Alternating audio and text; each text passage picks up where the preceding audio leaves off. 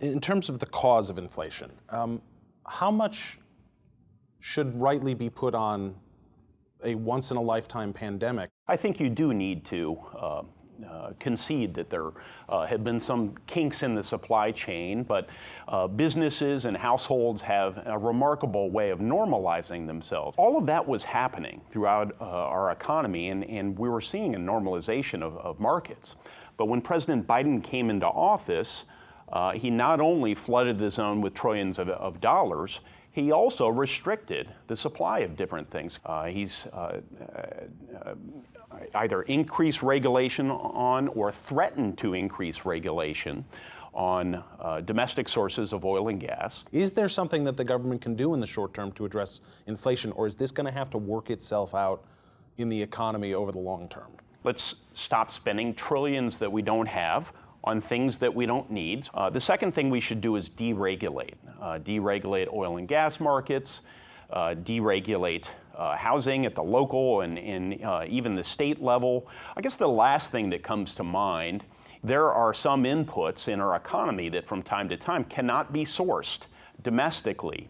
In those cases, we need to reduce the tariffs on those items.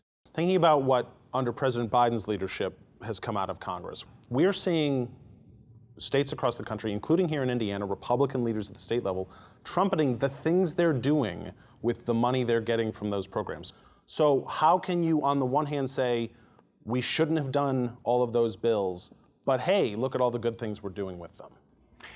One of the challenges we have with this administration is it seems that about the only policy play they know is to appropriate more money, a lot more money for things, without first exploring how we can reduce the cost of those things by deregulating, by increasing competition between market providers. If Republicans take back Congress, it seems possible, even likely, that you would have to face a vote as a U.S. Senator on whether or not to ban abortion at the federal level.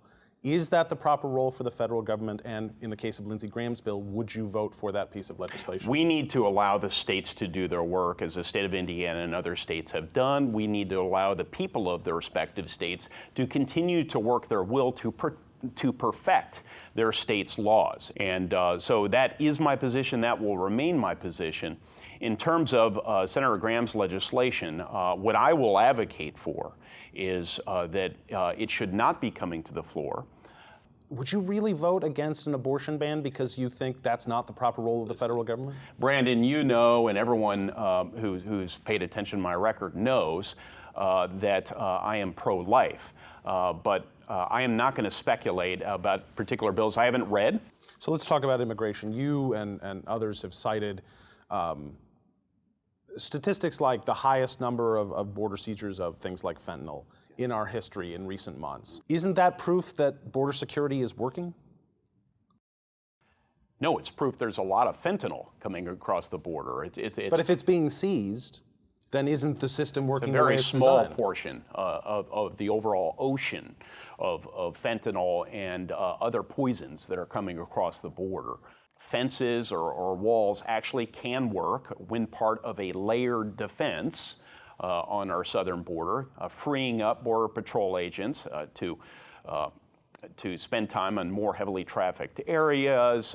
So that's what I support, are some key investments in our Border Patrol agents, in barriers where necessary in a cost-effective way, in technology.